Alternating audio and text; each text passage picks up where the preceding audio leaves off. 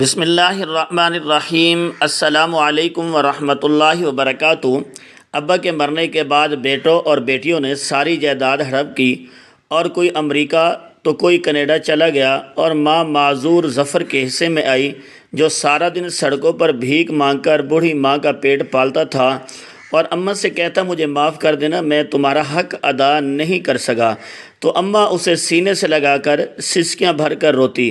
ظفر کے حصے میں جو مکان آیا تھا، 5 سال بعد بھائی اور بہنیں اس کا بھی حصہ کرنے آ گئے، تو ظفر نے وہ مکان ان کو دیا، اور ماں کو لے کر جیسے ہی باہر نکلا تو پورا محلہ زاروں قطار رونے لگا۔ تو اچانک میری سب سے بڑی غلطی یہ تھی کہ میں نے اپنے بہن بھائیوں پر اعتماد کیا تھا۔ مجھے لگا تھا کہ میرے بہن بھائی بھی میرے ساتھ یوں ہی مخلص ہیں جیسے میرے ماں باپ میرے ساتھ بے لوث محبت کرتے ہیں، مگر مجھے اس بات کی کہاں خبر تھی کہ میرے بہن بھائی تو در حقیقت منافقت کا لبادہ اوڑھے ہوئے ہیں، اس گھر میں رہ رہے ہیں۔ میری جب پیدائش ہوئی تو پیدائش کے پہلے ہی دن جب میری ماں ہسپتال سے گھر واپس آ رہی تھی تو ان کا ایکسیڈنٹ ہو گیا تھا۔ اس حادثے میں صرف میری ماں باپ کو ہی نہیں بلکہ مجھے بھی چوٹیں آئی تھی۔ میری ایک ٹانگ میں کچھ مسئلہ ہو گیا تھا، ہڈی 4 جگہ سے ٹوٹ چکی تھی۔ ڈاکٹروں نے جب میرا علاج کیا کہنے لگے میری ہڈیاں بہت نرم ہیں، اس لیے دھیرے دھیرے ٹھیک ہو جائیں گی اور میں عام انسانوں کی طرح چلنے لگوں گا، مگر ڈاکٹروں نے بھی کچھ ایسی لاپرواہی کر دی کہ میری ہڈی تو جڑ گئی مگر میری ایک ٹانگ دوسری ٹانگ سے چھوٹی ہو گئی اور میں لڑکھڑا کر چلنے لگا۔ جب تک میرا دایاں ہاتھ میرے دائیں ٹانگ پر نہ ہوتا میں چل ہی نہیں پاتا تھا، منہ کے بل زمین پر جا گرتا تھا۔ میرے 5 بہن بھائی اور بھی تھے، وہ سبھی مجھ سے بڑے تھے۔ میری ماں نے جب مجھے اس حال میں دیکھا تو وہ بہت رویا کرتی تھی۔ میرے ابو انہیں حوصلہ دیا کرتے تھے۔ ماں بہت ہی نرم دل اور پرخلوص عورت تھی۔ وہ رو رو کر میرے ابو سے کہنے لگتی کہ ابھی تک تو ہم زندہ ہیں، اگر ہمیں کچھ ہو گیا تو ہمارے بچے کی دیکھ بھال کون کرے گا؟ یہ تو ٹھیک سے چل بھی نہیں پاتا اور اس دنیا کو تو تم جانتے ہو۔ تو تبھی میری بہن بھائی میرے پاس چلے آتے اور میرے ماں باپ کو حوصلہ دے کر کہتے کہ آپ فکر کیوں کرتے ہیں، ہم اس کا بھرپور خیال رکھیں گے، اسے یوں بالکل پالیں گے جیسے ماں باپ اپنی اولاد کو پالتے ہیں۔ مجھے شروع ہی سے میری ماں باپ اور بہن بھائیوں نے بہت ہی پیار اور محبت سے پروان چڑھایا تھا۔ میں جب سکول جانے کی عمر کا ہوا تو مجھے بہت زیادہ بے چینی تھی، خوف تھا کہ جب سکول گیا تو سب میری ایک ٹانگ چھوٹی ہونے کی وجہ سے مذاق اڑائیں گے۔ جیسا میں نے سوچا تھا ہوا بھی ویسے ہی۔ جب اسکول گیا تو بچے میرا ہی مذاق اڑاتے، بار بار مجھے دھکا دے کر گرا دیتے۔ میری تو ٹانگ میں ہی مسئلہ تھا، ہر وقت درد رہا کرتا تھا، مجھے اٹھنے میں بھی تکلیف ہوا کرتی تھی۔ جب میرے اساتذہ بھی مجھ پر کچھ خاص دھیان دیا کرتے تھے، ذرا سی غلطی ہو جاتی تو فوراً مارنے پیٹنے لگتے تھے۔ میرا پڑھائی سے دل اچاٹ ہونے لگا تھا، تو میں روتے ہوئے گھر واپس آ گیا اور ماں کو ساری بات سنانے لگا۔ میں نے تو صاف انکار کر دیا تھا کہ میں اب سکول جا کر نہیں پڑھوں گا۔ میرے بہن بھائی بھی پریشان ہو چکے تھے، کہنے لگے کہ آج پڑھو گے نہیں تو کل دنیا میں اپنا نام کیسے بناؤ گے، ماں باپ کا نام کیسے روشن کرو گے؟ مگر میں کچھ بھی سننے کو موڈ میں نہ تھا۔ میرے ماں باپ مجھ سے بے حد محبت کرتے تھے، شاید اس لیے تاکہ مجھے اپنی کمزوری کا احساس نہ ہو، جبکہ باقی بہن بھائیوں کے ساتھ ان کا رویہ کافی سخت ہوتا تھا۔ جتنی وہ مجھ سے محبت کرتے تھے اتنی وہ باقی 5 بہن بھائیوں سے بالکل بھی نہیں کرتے تھے، جس کی وجہ سے عمر کے بڑھنے کے ساتھ ساتھ میرے بہن بھائیوں میں تھوڑی سی چپکلس بھی پیدا ہونے لگی۔ اکثر بول پڑتے کہ امی اب ظفر سے اتنی محبت کرتی ہے، اس کی آدھی بھی اب ہمارے ساتھ نہیں کرتی، اس کی ہر چیز کا خیال رکھتی ہے، اتنا بڑا ہو چکا ہے مگر اس کے باوجود آج تک آپ اس کے ہر کام میں مدد کرتی ہے، اس سے یوں سنوارتی ہے جیسے 2-3 سال کا بچہ ہو۔ یہ بات سن کر میری ماں مجھے پیار سے پکار کر کہہ دیتی کہ یہ تو میرا لاڈلا بیٹا ہے، میرا بس چلے تو میں اپنا دل نکال کر اسے تحفے میں دے دوں۔ یہی باتیں تھیں جنہوں نے میری بہن بھائیوں کو یہی باتیں تھیں جنہوں نے میرے بہن بھائیوں کو میرے خلاف کرنا شروع کر دیا تھا۔ وہ دل ہی دل میں یہ بغض رکھنے لگے تھے، مگر اوپر سے میٹھی چھری بن کر مجھ سے محبت جتایا کرتے تھے۔ مجھے تو اندازہ ہی نہیں تھا کہ جن بہن بھائیوں پر میں اپنی جان نچھاور کرتا ہوں وہ میرے بارے میں اس قدر غلط سوچ رکھتے ہیں۔ میرا ابو کا کارخانہ تھا۔ پہلے تو وہ ایک چھوٹی سی چمڑے کی دکان پر کام کیا کرتے تھے، مگر جیسے جیسے بھائی بڑا ہوا اور اس نے پڑھائی کی تو دونوں بھائیوں نے مل کر ابا کو خود کا کارخانہ بنا دیا، اور یوں وہ دن دگنی اور رات چگنی ترقی کرنے لگے۔ ہم لاکھوں میں کھیلنے لگے تھے۔ ہمارا تو اب کسی سے مزاج ہی نہیں ملتا تھا۔ کئی زمینیں خرید کر فلیٹس بنا کر ہم نے لوگوں کو کرائے پر دے رکھے تھے۔ ہماری اس قدر آمدنی ہو چکی تھی کہ ہمیں اندازہ ہی نہیں تھا۔ ہر طرف خوشحالی ہی خوشحالی تھی، مگر نہ جانے کیوں میں سادگی پسند لڑکا تھا۔ میرے بہن بھائی اور ماں باپ بہت خوش رہنے لگے تھے۔ وہ روزانہ باہر گھومنے پھرنے جاتے۔ جب مجھے اپنے ساتھ چلنے کا کہتے میں کوئی نہ کوئی بہانہ بنا کر گھر ہی رہ جاتا۔ نہ جانے کیوں مجھے باہر کی دنیا سے خوف محسوس ہوتا تھا۔ ایسے لگتا تھا جیسے باہر گیا تو لوگ مجھے گھور گھور کر دیکھیں گے۔ ان کی نظروں کا سامنا میں بالکل بھی نہیں کر سکتا تھا۔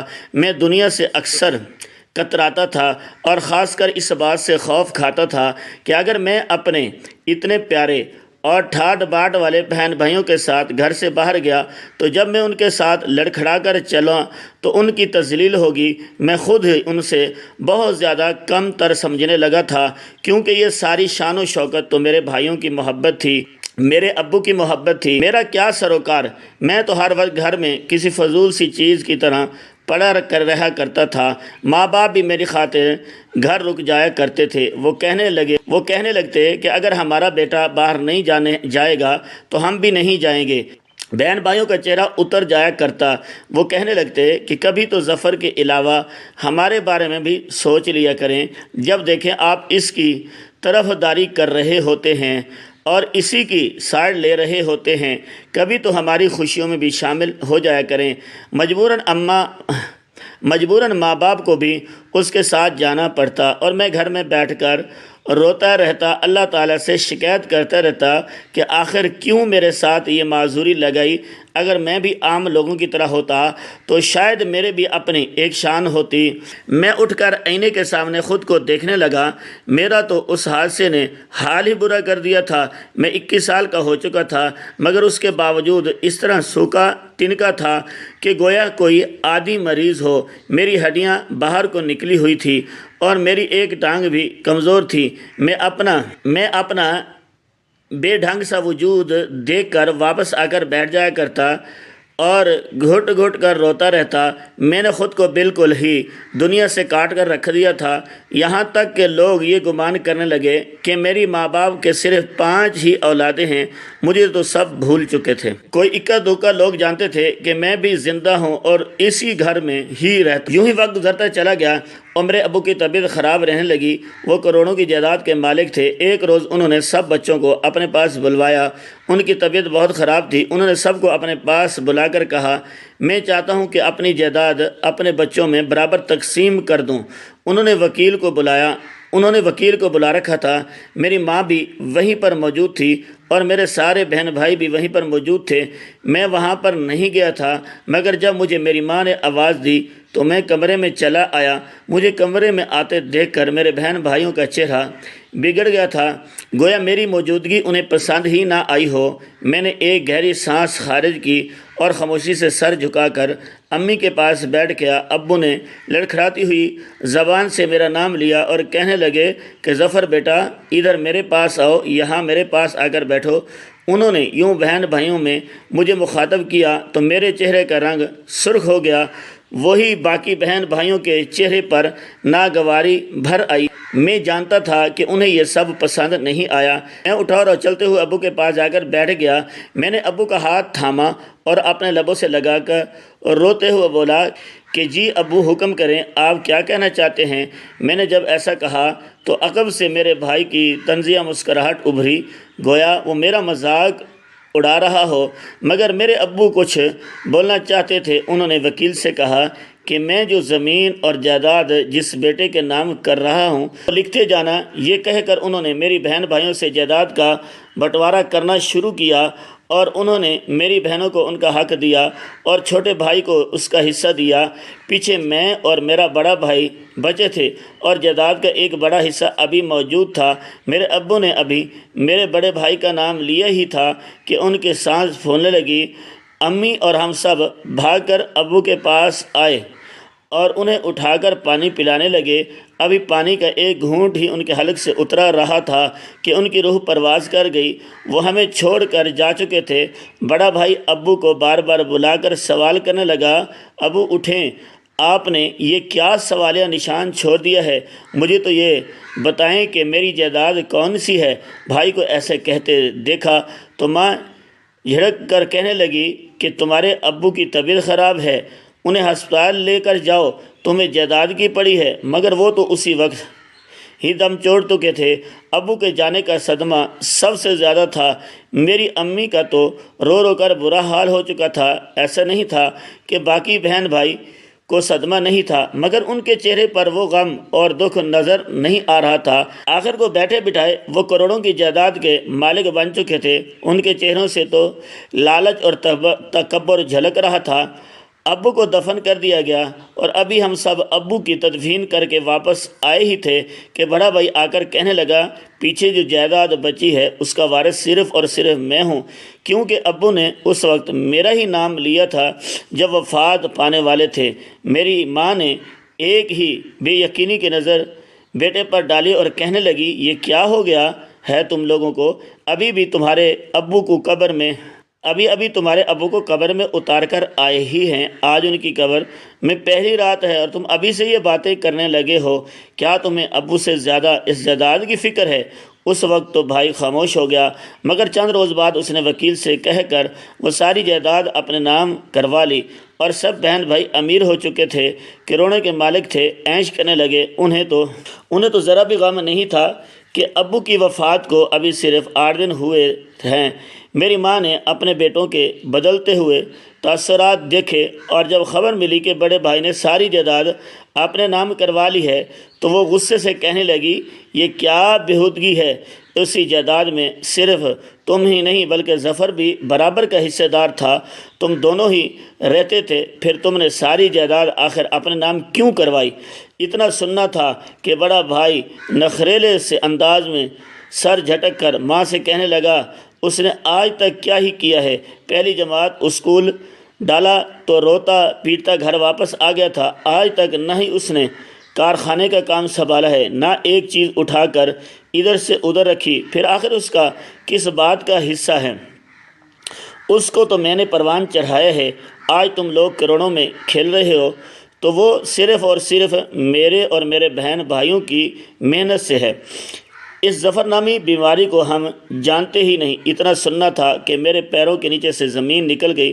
میں صدمے کے مارے اپنے بہن بھائیوں کو دیکھنے لگا جو بالکل ہی پرائے ہو چکے تھے۔ ماں تو صدمے سے زمین پر گر چکی تھی۔ وہ کہنے لگی کہ تم لوگوں کو کروڑوں کی جائیداد مل چکی ہے، بھلے ہی ظفر نے کچھ نہ کیا ہو، مگر وہ تم لوگوں کے باپ کی ہی اولاد تھا اور اس کا بھی اس میں برابر کا حصہ تھا۔ مگر میرے بہن بھائی تو اس قدر دولت کے نشے میں دھت ہو چکے تھے کہ ماں کی عزت کی پرواہ نہ رہی۔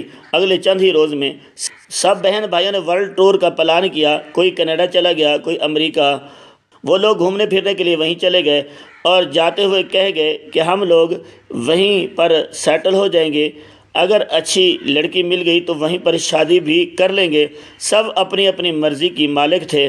میری ماں ان کو روکتی رہی، مگر 15 دنوں کے اندر اندر ہماری تو زندگی ہی بدل چکی تھی۔ ہمارے بہن بھائی دوسرے ممالک میں جا چکے تھے، ہر چیز ان کے نام ہو چکی تھی سوائے ہمارے آبائی گھر کے، وہی چھوٹا سا گھر جہاں ہم لوگ رہا کرتے تھے۔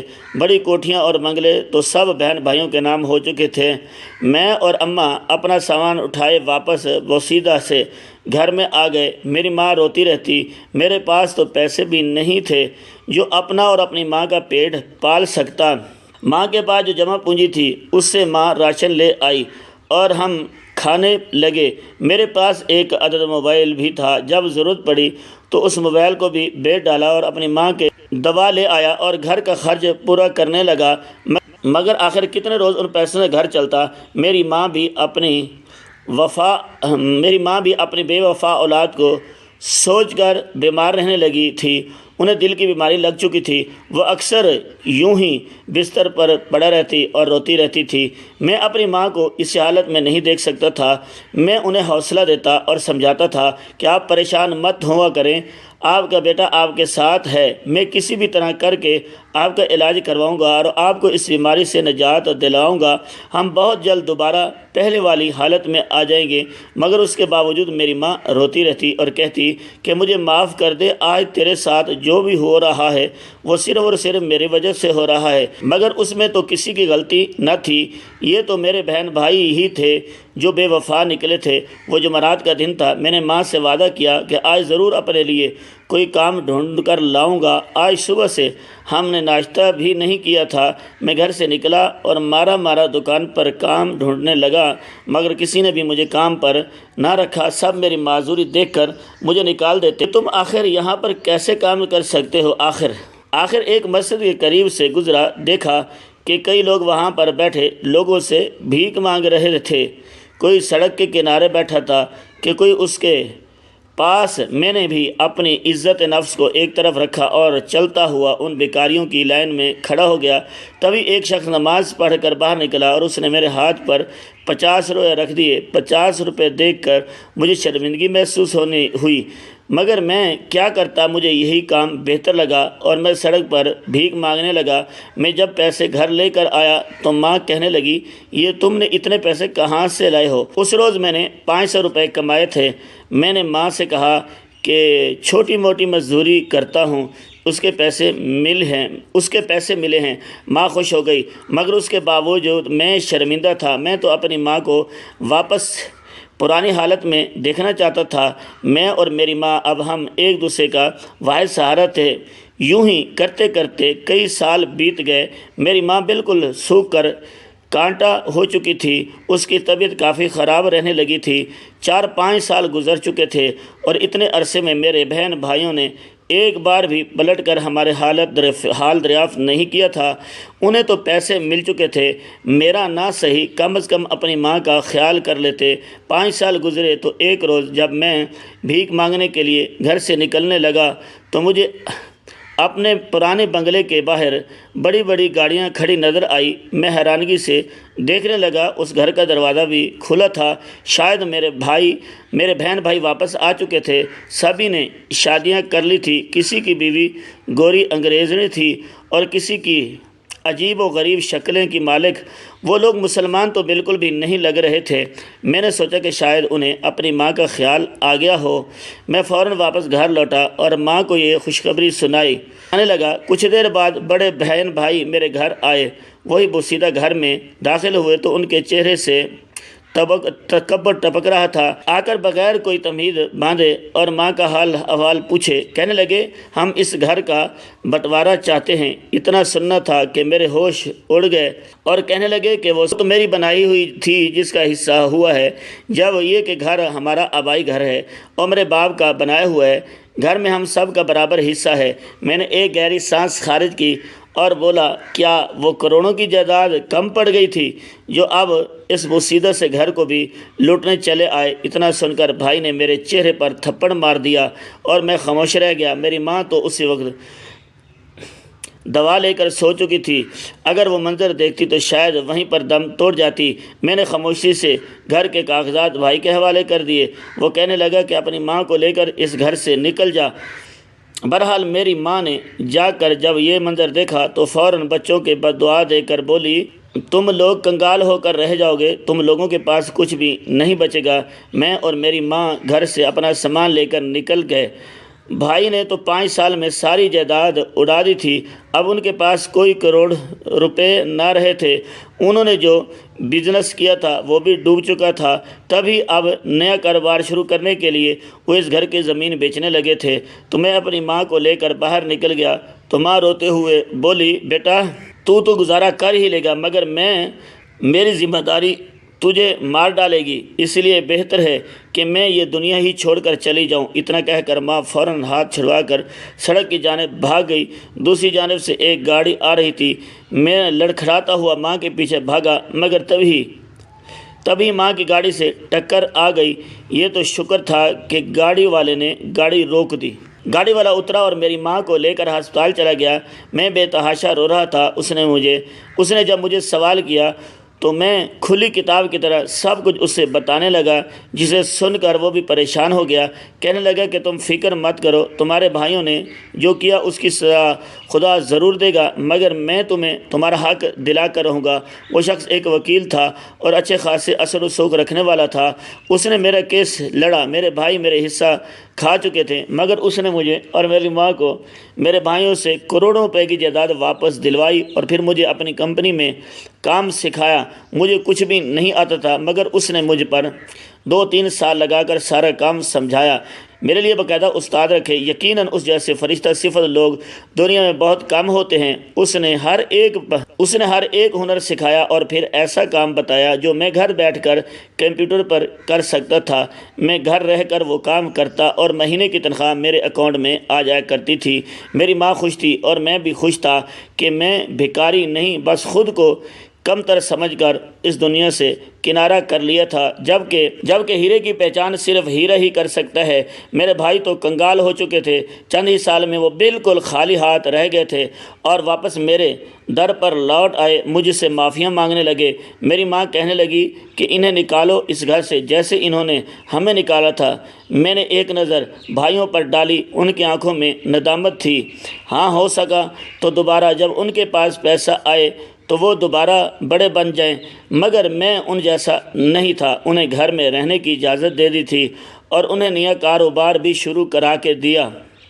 وہ شرمندہ سے تھے، مجھ سے معافی مانگتے رہتے تھے، مگر میں نے ایک گہری سانس خارج کر کے انہیں معاف کر دیا۔ میری ماں کو مجھ پر فخر تھا اور یقیناً میرے باپ کو بھی ہوگا، مگر خیر، اگر میں بھی انہیں دھکے دے کر گھر سے نکال دیتا تو ان میں اور مجھ میں کوئی فرق ہی نہ رہتا۔ میں اپنے بھائیوں جیسا نہیں تھا اور نہ ہی بننا چاہتا تھا۔